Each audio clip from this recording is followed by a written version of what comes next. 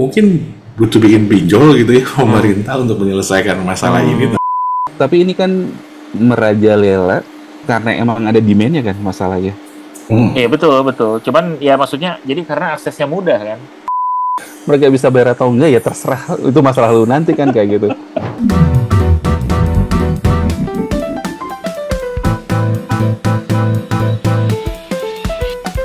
Halo teman-teman, Klum Pencapir, apa kabar? Halo. Baik, alhamdulillah. Baik ya, asik nih. Mudah-mudahan sehat semua, sehat jasmani, Amin. rohani, dan sehat finansial ya. Sehat penting banget. Langsung ditembak ke sehat finansial. Ya. Karena sangat penting nih akhir-akhir ini nih. Ya bukan akhir-akhir ini, selalu ya harus. Karena ya banyak nih berita-berita yang menyangkut dengan finansial akhir-akhir ini. Gimana sekarang mungkin gini dulu deh, harga gimana nih? Harga di saat ini akhir-akhir ini mungkin sering dibeli, misalnya Iwan sering beli kopi atau apa, atau Raki sering beli gitar, sekarang harga gitar naik atau gitu.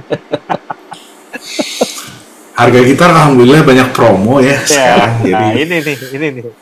Itu di belakang soalnya udah ada apa tuh yang kelihatan udah dua ya. Gitar promo, cuman yang jadi masalah bukan gitar promo, ini yang naik tuh harga telur malah naik. Oh gitu, kerasa ya? Kerasa banget.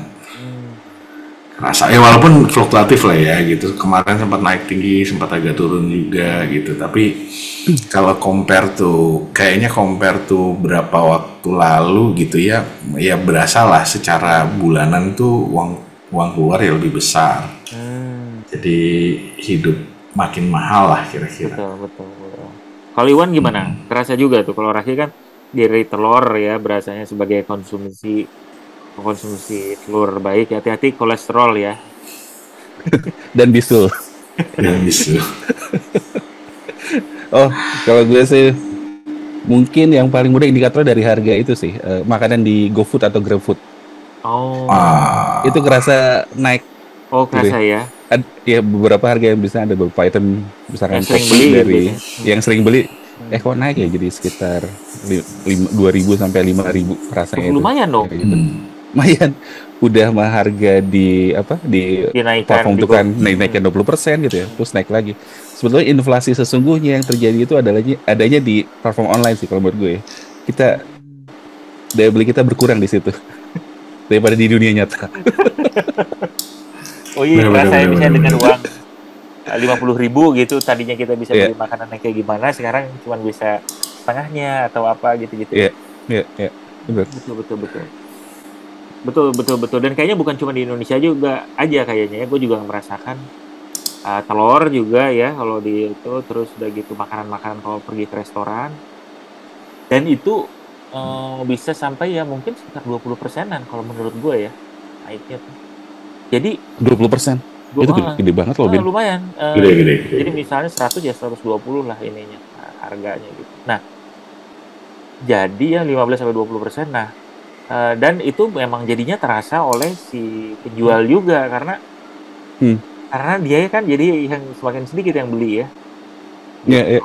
Jadi banyak ini pengunjung gitu. Si penjual biasanya kan mensiasati dengan dua cara. Pertama adalah dengan naikin harganya atau mengecilkan porsinya gitu.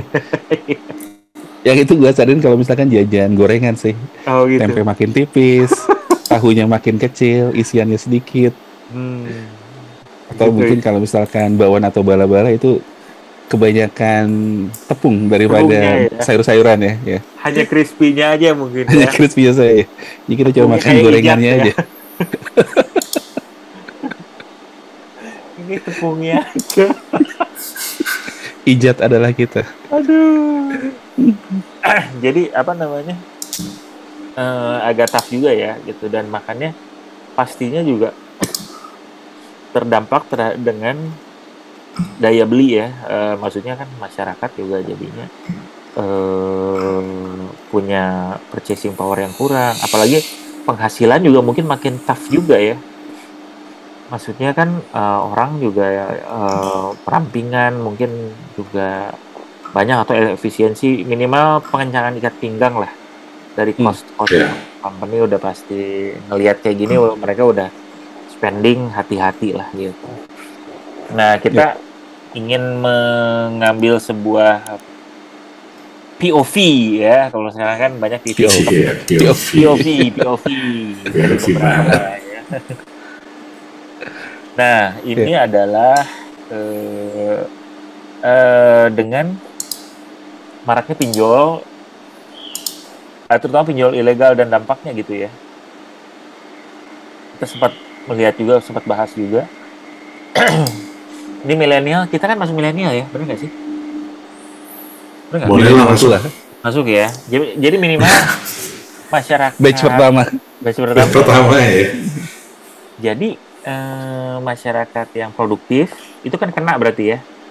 Pusaran utang pinjol ini ada part yang menarik juga nih. Si pinjol ini kita karena tapi karena mau nggak mau mungkin ini jadi salah satu jalan keluar kan gitu, dari si pinjol ini. Dan yang menarik adalah ada beberapa yang kita lihat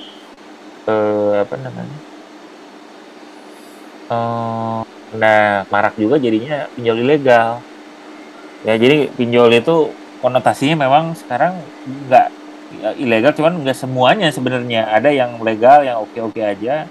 Nah ini ada 5, ini baru nih keluar nih 8 Juni Sabtu 537 pinjol ilegal dari OJK. Nah tadi kita sempat bahas dan beberapa nama-namanya memang membuat pengen cukup eye-catching ya. Coba coba kita contoh nih ya, pohon pinjaman ya, pohon emas. Tapi ada pinjaman pohon kelapa tuh. Gue nggak ngerti juga ya. SP Kilat, pinjaman dana cicil. Ini jadi Fulus Gesit, ini salah satu nama favorit. Fulus Gesit. Gocap cepat, pinjam duit nggak pakai ribet. Darurat dompet. Nah itu ada lagi gini ya, alamat-alamat Facebook ini bawahnya dunia uang.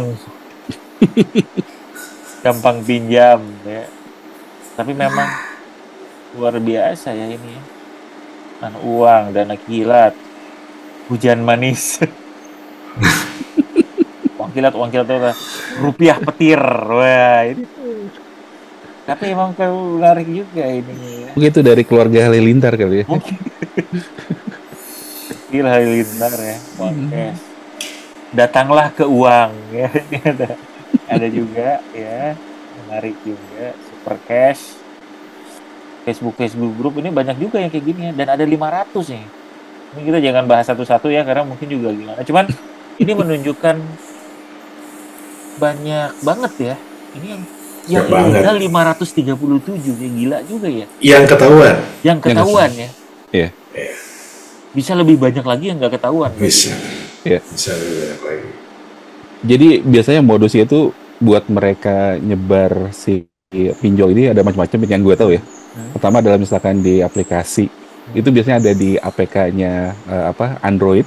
Yeah. Jadi ada suatu APK isinya misalkan pinjam uang gitu. Terus itu ternyata agregator. Dalamnya itu ada nama-nama pinjol ini gitu ya. Dan cara buat daftar sama sampai disburse itu emang cepet banget, cuman perlu KTP gitu ya. Terus proses duitnya langsung ditransfer ke kita. Jadi kerasa banget ya begitu dapat, aduh perlu duit sekarang yeah. Langsung aja. Terus ada juga yang misalkan disebar di Facebook gitu ya, di forum-forum segala macam. Jadi emang secara platform mereka kayak rumput liar, bisa di mana aja gitu. Iya. Ini tuh ada ini nggak sih kerangka ininya apa namanya?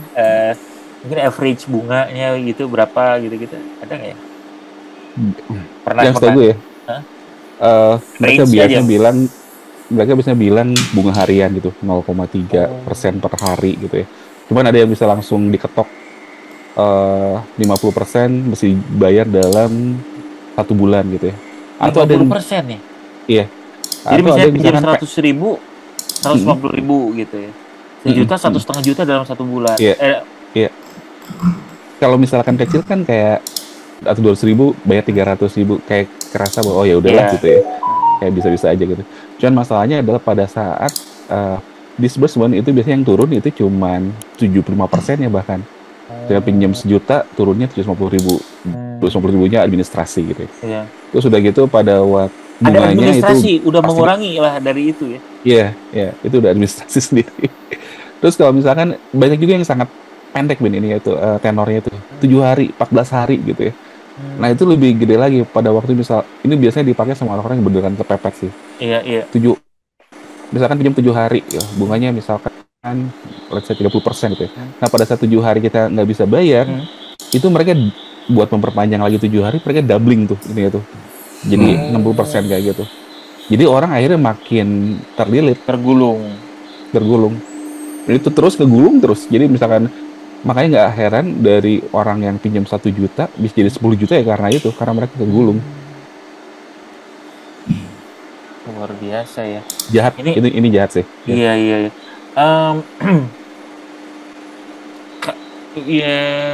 Ya ini juga ya. Maksudnya karena kalau misalnya dia punya ini sendiri, tapi transfer apa segala macam, gimana nggak ke-track atau gimana ya? Kan itu Kotrek bin harusnya sih kalau mau cracking si pinjol ini bisa ketahuan sih dari pergerakan uangnya itu sendiri. Iya kan, misalnya dari gue dapat dari mana nih akses ini ini yang ilegal.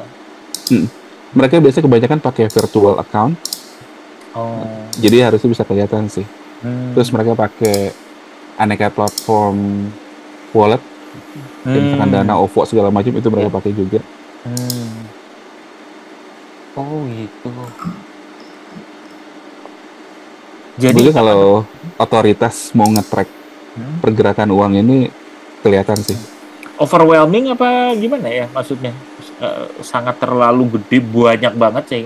Seperti yang tadi kan seperti lumpur liar ya. Jadi memang harus dibabatnya juga nggak mudah misalnya gitu ya.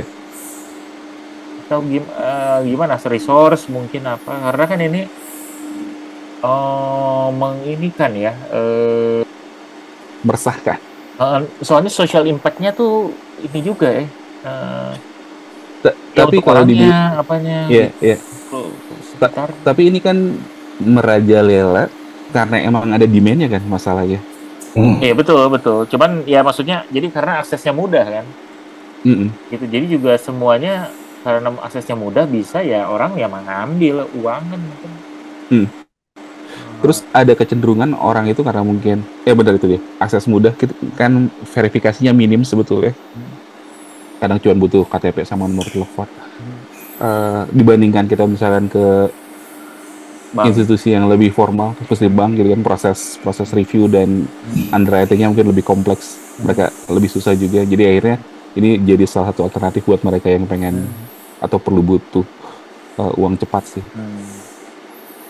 Uang cepat tuh ada namanya tadi tuh. Ada uang cepat. Lu mempromosikan ya? Iya. Ini juga ada nama-nama ini ya, nama-nama orang. Ini nggak ngerti ini kan. Lucky. Ya dia tadinya mah rentenir aja, terus jadi online gitu. Jadi online ya. Dulu apa? Bank keliling, lintah darat gitu. Iya, lintah darat tuh betul kan. Dulu di buku-buku SD itu suka ada. Gimana Ki? Iya, nggak tahu ya, ini susah sih ya. Gue nggak tahu isunya apa. Karena dari dulu kan kita juga pernah bahas ya, kita ngomongin masalah literasi. Mungkin literasi jadi isu, tapi kalau gue pikir-pikir, apa iya gitu kan. Tapi tadi Iwan bilang juga benar gitu, demand-nya yang besar gitu. Iya benar juga gitu, bahwa memang ada juga orang-orang yang mungkin ya dia tahu bahwa pinjaman atau berhutang secara metode seperti ini itu bahaya, tapi di sisi lain mungkin nggak punya way out gitu. Betul. Jadi ya harus melakukan itu gitu. Itu kayaknya yang harus dilihat gitu ya, maksudnya sama pemerintah gitu ya. Kalau nih ya dengan kondisi yang begini nih bukan oke masalah menutup ya ini pinjol ilegal gitu. Tapi di sisi lain berarti kan ada kebutuhan masyarakat yang perlu kita perhatiin. Tapi memang harus dipisahin juga gitu. Ada yang kebutuhan hidup, gitu ya. Memang dia nggak menyambung hidup gitu karena masih banyak loh orang yang hidupnya harian gitu kan di Indonesia tuh. Betul, banyak banget, betul. Somehow itu harus dipikirin gitu. Mungkin orang-orang yang terjerat di sini ya tadi orang-orang yang hidup harian gitu. Ada juga yang emang apa namanya kebutuhannya produktif misalkan gitu ya karena dia perlu dalam rangka dia untuk usahanya gitu ya. Ada juga yang memang kebutuhannya konsumtif gitu. Nah, gua rasa kalau mau dianalisis lagi gitu ya siapa penggunanya mungkin harusnya nganalisis lebih dalam lagi gitu ya. Kalau dia di daerah dengan kondisi apa namanya tingkat kesejahteraan yang rendah ya berarti kebutuhannya berbeda dong dengan mahasiswa salah satu universitas gitu ya, dia terjerat pinjol ya pasti karena kebutuhan yang berbeda gitu.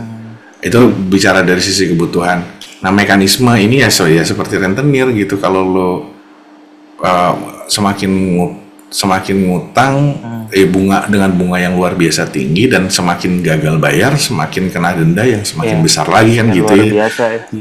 Yang menyebabkan jadi terjerat dan lain-lain. Nah ini yang menurut gua kayak masalah sosial gitu, jadi bukan masalah keuangan gitu menurut gue. Itu masalah sosial, harus dilihatnya dari kacamata sosial sih. Menurut gue ya gitu. Karena kalau nggak bisa diselesain, I don't know gitu. Mungkin pemerintah butuh bikin, kalau emang demennya model pinjaman gitu ya, ya mungkin butuh bikin pinjol gitu ya pemerintah untuk menyelesaikan masalah ini tanda kutip gitu kan. I don't know gitu. Tapi ya tau di mana sebesar ini gitu ya. Daripada kenapa-napa ya benar kenapa juga jadi, ya. Harm reduction kan. Nah sebenarnya sih kalau dulu ya, kalau gua nggak tahu ya, ini kan perkara akses juga mungkin jadi salah satu kunci ya, bahwa akses ke level yang paling bawah gitu ya, kita ada di mana sih gitu ya, mungkin jadi kendala gitu. Dulu kita punya koperasi, mungkin koperasi juga jadi salah satu faktor yang penting ya bisa, untuk bisa ngerasain masalah ini. Ya jadi isunya kayaknya sih gue ngerasa bukan literasi aja ya gitu. Literasi mungkin lah ya, sebagian orang tuh literasi gitu ya isunya, tapi mungkin sebagian enggak gitu. Sama ini juga sih, shifting lifestyle sama kemudahan kita buat ngakses berbagai macam pinjaman ini juga sih. Kalau misalnya sadar nggak sadar sebetulnya semua platform elektronik itu encourage kita untuk spending kan sebetulnya. Gimana pun caranya. Mau pakai duit kita sendiri atau misalkan pakai duit dia. Gitu. Jadi kalau lihat misalkan banyak banget e-commerce atau segala macam kan sekarang muncul nih buy now pay later gitu ya. Dulu mungkin kita pakai kartu kredit. Buat dapat kartu kredit dulu kan susah ya. Kadang-kadang mesti ngasih dulu slip gaji, ditanya dulu kerjanya di mana gitu ya. Nah sekarang buat dapet BNPL itu orang bisa dengan mudah dapat kredit line gede gitu ya. Dengan misalkan dia pernah berbelanja berapa kali di si e-commerce-nya itulah. Gitu. Sudah cukup ya. Sudah cukup gitu ya. Terus tiba-tiba dapat line kredit 20 juta gitu. Orang mungkin bakalan kaget sih dapat kalau yang nggak biasa dan nggak tahu implikasi ya dapat line kredit segede gitu. Nah akhirnya yang beberapa dari case yang pernah gue ngobrol-ngobrol adalah mereka nggak bahwa si line kredit itu jadi kayak additional income. Betul. Nah itu tuh apa namanya mindset bahwa dapat pinjaman tuh kayak dapat uang gitu. Iya. Maksudnya, gue dapat pinjaman nih gitu. Ya mungkin jadi gue tuh ada shifting, ada sebuah ini ya untuk diri gue aja ya. Jadi bahwa ini dapat pinjaman nih. Dapat pinjaman tuh oke. Dapat misalnya dari perusahaan aja. Misalnya perusahaan ngasih kadang-kadang kan suka ada co-ownership, bukan co-ownership, dapat pinjaman soft loan gitu. Dapat nih. Dulu gue mikirnya ini tapi kan harus dibalikin ya. Maksudnya gue bukan dapat duit ini tuh kan sebenarnya. Maksudnya tuh bukan lu dapat duit, tapi ini mah ya lu harus ada usahanya apalah. Tapi dapatnya sekarang mungkin itu ya jadi sebuah kan gue perlunya sekarang. Gitu terus jadi ada pergeseran juga bahwa loan itu ya seperti dapat uang gitu ya.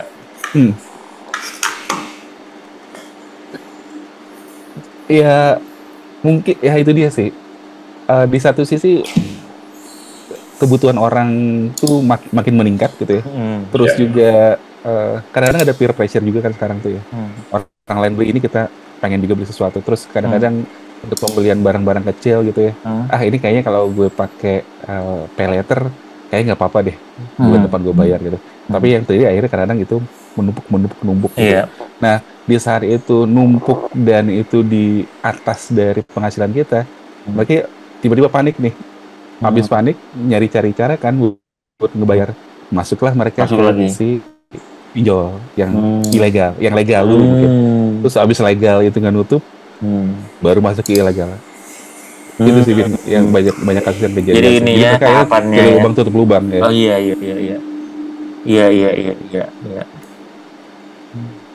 Benar gali lubang tutup seperti lagu Rhoma Irama ya. Dulu itu. Lubang digali, dan dulu kan cukup sulit minjem duit itu. Ya, minjem duit ke keluarga, temen gitu kan, apalah banyak sosial ininya, social barrier lah. Kan nggak enak gitu. Ayo ke tetangga, ayo. Sorry. Malu kalau pinjam ke tetangga, ke keluarga gitu kan ya. Sekarang kan lu nggak usah ada apa-apa. Nggak ada si barrier itu tuh udah hampir nggak ada lah. Terus juga biasanya kan dulu kan pinjaman, ya masih sekarang juga, maksudnya pinjaman yang kalau misalnya dari mana lah, misalnya perusahaan, kita beli kendaraan atau misalnya apa kan, ada tuh biasanya di cap 30%. Ini cicilan itu bulanan jangan sampai lebih dari 30% dari penghasilan total bulanannya gitu. Karena untuk memastikan bahwa orang tersebut nggak kegulung gitu ya, masih ada masih punya power gitu untuk ini. Jadi nggak ada yang harus dipentokin bisa. Nah, kalau itu kan nggak ada lagi kan. Kalau misalnya ya udah aja. Biasanya kalau misalkan bank ataupun institusi yang benar kan ngitung tuh debt to burden ratio gitu ya. Berapa kemampuan kita ngebayar dibandingkan dengan pendapatannya kita gitu. Nah, kalau yang si pinjol ataupun apapun itu biasanya mereka nggak terlalu memperhitungkan itu. Jadi ya mungkin nggak sama sekali ya, bukan nggak terlalu. Betul. Mereka bisa bayar atau enggak ya terserah, itu masalah lu nanti kan kayak gitu. Itu yang akhirnya nggak disadari orang bahwa mereka mengambil sesuatu yang di atas kemampuannya ya. Itu yang besar pasak daripada tiang. Iya, benar. Dan ya itu ya, kemudahan aksesnya itu yang membuatnya menjadi semakin berbahaya jadinya. Yang bikin jadi racun sebetulnya adalah tingkat bunga dari si pinjol itu sendiri. Misalkan mereka biasanya ada yang pendek banget tuh 7 hari, 14 hari gitu ya. Kalau misalkan pinjamannya kecil gitu ya, 200.000, 300.000 gitu ya, mesti bayar 500.000. Mungkin orang kayak bisa mikir, ya udahlah wajar lah ya gitu. Cuman masalahnya adalah gimana kalau udah jutaan gitu. Juta bayar 2 juta gitu ya. 2 juta bayar misalnya 5 juta gitu ya misalkan. Ya akhirnya orang makin terlilit sama hutang sih. Itu makanya kalau dari OJK sendiri mereka udah ngeluarin peraturan tuh untuk penguatan pinjaman berbasis teknologi informasi atau si pinjol ini lah ya, terutama buat yang legal ya, yang masih bisa diatur. Bunganya itu maksimum per hari 0,3% di 2024 ini mesti diimplementasiin. Terus makin turun nanti 0,2%, 0,1% gitu ya. Jadi maksimum cuma sekitar 30 sampai 40% lah per tahun gitu ya. Per tahun ya. Tapi mungkin kalau yang orang per tahun ya. Orang pinjol ilegal kan masalahnya adalah ini mereka menjamin duitnya dari mana? Yang gue curiga adalah ya banyak kan mungkin ya duit money laundering kali sebetulnya. Dan resiko minjemin uang ke orang yang nggak dikenal tuh kan ya emang tinggi ya, makanya mungkin mereka ngasih bunga yang sangat tinggi. Dan masalahnya adalah itu yang bikin mencekik orang-orang itu sih. Iya betul. Pinjam uang, lagi-lagi uang. Karena ya intinya mah peran negara atau regulator sebenarnya menurut gue jadi catatan gitu ya. Kayaknya nggak, maksudnya nggak bisa kita berharap dari kedewasaan masyarakat aja gitu. Betul. Dan masalah ini nggak cuma ada di Indonesia, di negara lain pun sama masalahnya. Di Amerika tuh lagi gila-gilaan juga masalah pinjol ini gitu. Benar. Ini yang gue sering dengar itu Korea Selatan. Oh iya, bermasalah ya. Oh juga ya. Mereka, coba kita search deh. Jadi mereka pinjolnya itu gede banget, Ben. Jadi sebetulnya mereka tuh sangat highly debt burden itu tinggi untuk masyarakatnya itu. Jadi kalau lu sering nonton drakor ya, di sana tuh masih lu bakal sering ngeliat bahwa debt collector, orang dipukulin gitu ya. Ya itu udah jadi masalah mereka sehari-hari sih. Jadi ya bukan masalah kita sebagai negara berkembang aja. Kalau udah negara maju pun ya kebutuhan makin tinggi terus balik lagi. Mungkin di sana akses ke finance juga udah tinggi juga, tapi mungkin kalau untuk sifatnya susah yang nggak bisa dipenuhin sama institusi yang formal gitu ya. Ya akhirnya ngelarin ke ilegal juga kali ya. Mungkin at least inilah. Ini di tahun 2021 ya, tapi nggak apa-apa lah sebagai pandangan aja ya, bahwa ini juga muncul di negara-negara ini. Ya intinya the underground debt collection in South Korea. Jadi Squid Game tuh juga itu kan karena ada pinjam. Oh iya benar. Benar. Gitu. Jadi mungkin mereka menginikan, gua harus bayar apa segala macam. Jadi memang isu juga lah ya. Berarti negara-negara yang konsumsi tinggi mungkin ya, konsumtif mungkin ya. Ya Amerika, mungkin South Korea cukup dekat dengan kapitalisme juga gitu.